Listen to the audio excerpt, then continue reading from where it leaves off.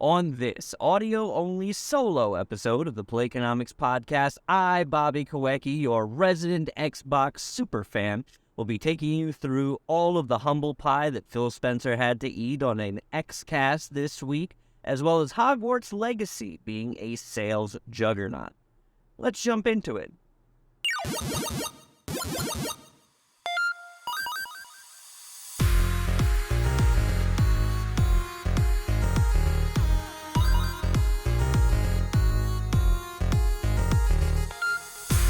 Good morning, happy Monday to all the Play economists out there, and welcome to the Playconomics podcasts. You're probably sitting there to yourself wondering, why am I looking at a static image of Bobby pointing at Phil Spencer as Nelson Muntz on The Simpsons laughing hysterically? Well, ladies and gentlemen, for a couple reasons. Number one, the Sonic fans have found Matt and I, and have drone striked both our houses. Matt is in much more worse shape than I, but I am on my way to save Matt. Matt is being held captive by the Sonic fans. They turned on him. Never trust a Sonic fan, okay? I am on my way to John Wick Matt out of a Sonic hostage situation. But I figured with such momentous news breaking in the meantime, we need to sit down and we need to discuss it immediately. So let's jump into it. Biggest news of the week is Phil Spencer went on the Kinda Funny XCast and, in my opinion, was the most transparent that he has been in probably his entire tenure as a CEO and head of Xbox. He really had to take accountability. Obviously, Redfall review. I have not played Redfall because I only play good games, but Matt, last I heard over the ham radio, was playing Xbox exclusive Redfall on Game Pass before the Sonic fans drone struck his house. But anyway, Phil Spencer goes on the XCast, and he makes a couple of really big and bold claims. So we're going to go through them here in order because I think that overall, they're worth discussing in their entirety. So the first thing that Phil Spencer really harped on was that Xbox, Sony, and Nintendo have different visions, and they will never outsell or out-console. The word he used was out-console. Xbox will never out-console Sony and Nintendo. Reason for that being is he said that they lost the last generation, which was the worst generation to lose because that's when a large amount of people were building up their digital library. Now, I'm not sure how much credence I want to put in that because, Phil, your entire shtick is digital-first games, man, okay? I understand how having a large PlayStation backlog like myself or a large Nintendo Switch online sort of treasure trove of all these fun indie games. You got shit like Zelda coming out. How that could affect me wanting to pay Game Pass. But Phil, your entire premise for Game Pass is criminally low prices month to month for games you've already played, and the selling point is easy access to them. So it's been pretty evident that you're not trying to out-console Sony and Nintendo. You're a software-first company, so you doing this, oh, poor me, poor Phil, we're never gonna win routine. Yeah, we're seeing through that, but I appreciate you at least owning up to the fact that the games are different, right? The games you guys are playing in long-term sales are different. You guys don't have a VR console, you guys don't have a handheld, everybody's kind of playing in their own arena here. What does this mean for Xbox fans? Now, I saw Samuel Adams over on the Jam Pack Report who does fantastic content, better content than you will ever hear on the Playconomics podcast, so definitely go throw him a follow and a like. He made the extremely salient point over there that, Xbox doesn't need to make good games to win the console war. They just need to make good games, and I am 100% on board with that. Because I feel bad at this point. I feel bad. This is very little pointing and hemming and hawing that you have a consumer base who is constantly being just let down, and their only sort of here you go consolation prize is $5 a month to largely play a library of games that they've already played. Matt's going to sit here and be like, oh, Final Fantasy 16 isn't a Sony exclusive. Well, guess what, Matt? As I drive to New Jersey to save you from the Sonic fans, at least we've got shit to play. At least you've got stuff to be proud of. When was the last game-specific Xbox that they made? I don't know, but they are making a dope-looking PS5 in honor of Final Fantasy 16 coming out. Shit looks awesome. You're going to get a Spider-Man PS5. You're not going to get any of that with Xbox. Halo was a letdown. Redfall fell flat on its face. And Phil Spencer took accountability for that. And that's the next kind of thing I want to move into here. Where Phil Spencer then went on to say, and I want to get his exact words right here, there is no world where Starfield is an 11 out of 10 and people start selling their PS5s. What? Can you imagine the world where a CEO comes out and sort of pre-kneecaps its next biggest IP, right? I can't. There's a lot to unpack here, ladies and gentlemen. From a sales perspective, it is amazing to me that even with a console shortage, right, even with a deficit in people being able to go out, buy the PS5, that there is still this ravenous hunger for it, where there is a large availability for a lower price SKU of Xbox with this large library of Game Pass games that are consistently hitting the mark. Let me tell you what would get me to buy an Xbox right now. If Halo, Redfall, Hi-Fi Rush, Pentiment, all these things that the Xbox people are getting on their soapboxes and screaming into the heavens about, if they were all 70s, if all these games were 70s and not this just wide swath of really good or really bad or launch broken, if you gave me a consistently good versus an occasionally great at that low Game Pass price, that's how you win, Xbox. If Starfield comes out and is an 8.5, 9, well, it's not The Witcher, well, we make different games, but, well, we only paid $5 for it.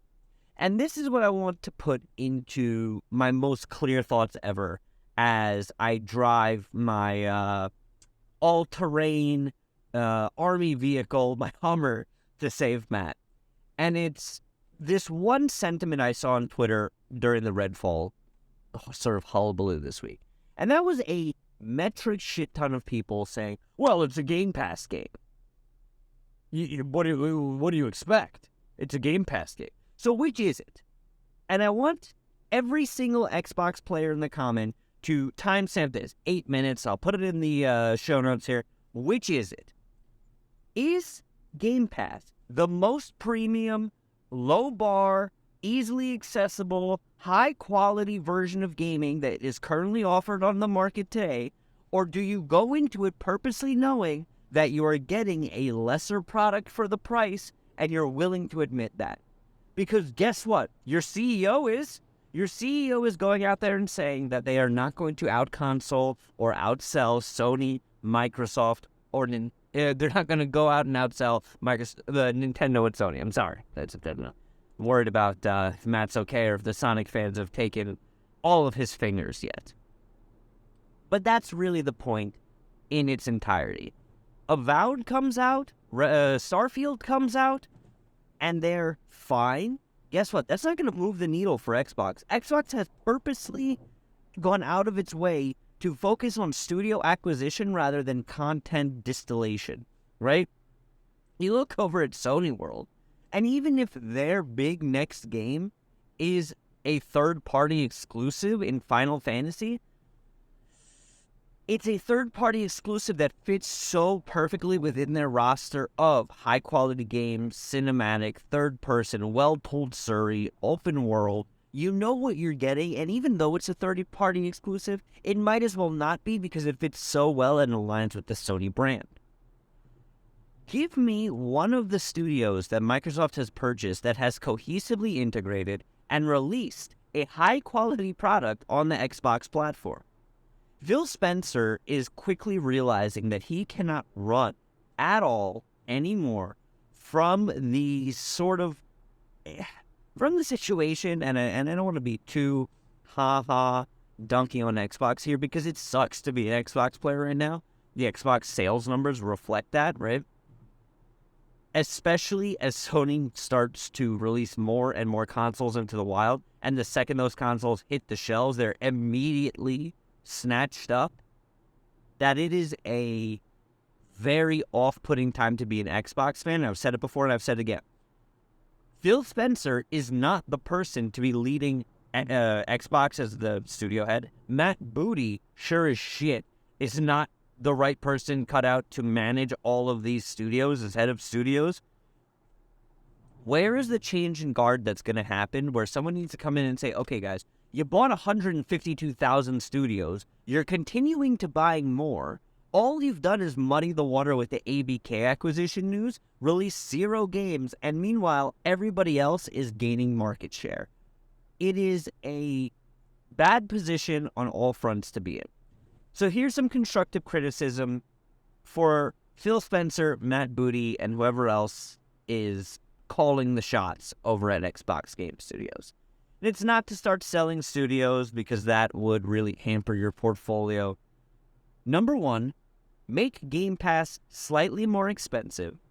Cut out the bottom 80% of fat in terms of the games that nobody plays and invest that money into your high-budget studios. I guarantee you make Xbox slightly more expensive, you are not going to see your churn rate go up to a point where it's affecting your bottom line. What you will see is time allocated to making the games that are coming out on the platform the best they possibly can be. Install studio heads who care about your product, are passionate about the content, and really want to manage a studio to its full potential. There's your nugget of high-quality praise for Xbox. Overall, I'll put a pin in this topic because I know Matt wants to discuss it further, and I want to get his take on Redfall. From everything I've seen, Redfall is a train wreck and nothing less. Nothing less. So but let's talk Hogwarts Legacy, the game that everybody said was going to be a train wreck and has now sold over $1 billion. Okay? Hogwarts Legacy has sold over $1 billion, and that is without even being released on last-gen consoles. It just released on PS4 and Xbox whatever from last gen. It is yet to come out on Nintendo Switch. This shows you the power of an IP. And I talk about this with Matt all the time. It's like, oh, what, is Spider-Man going to light the world on fire? Just Spider-Man. Yeah, it's just Spider-Man. It is just Harry Potter, right? When you attach a IP that there are so many people passionate about to a very competently done product, regardless of the outside fervor attached to it, you're going to sell $1 billion. Now, this is huge for the Harry Potter IP, and I wouldn't be surprised if this explodes that whole wizarding world into many, many, many, many spin-offs, especially when you've already got the Quidditch game spin-off coming out. It wasn't included in the main game, right? You've got 150 different things. I'm going to tell Matt once I save him from the Sonic fans. Can you imagine a tactical Harry Potter RPG? Because I sure as shit can. Can you imagine a Harry Potter card game? Online card game like Gwent from The Witcher? Because I sure as shit can. Can you imagine a Harry Potter game, much like they did with Hogwarts Legacy, completely removed from the core stories, told throughout different times, right? Give me a 1920s Harry Potter. You give me a future Harry Potter, a current day Harry Potter with how technology... That world is so rich and amazing for mining that you could get many, many spin-offs on that overall. Those are the two big topics we wanted to touch on here today, and I'm glad I was able to here in this quick Playconomics episode. Sorry for a shorter episode today. The Sonic fans have got Matt. Matt is dealing with some larger things right now, but the good news is we will be ready, willing, able, and in person next week. Matt will give his Redfall review. I will roll my eyes.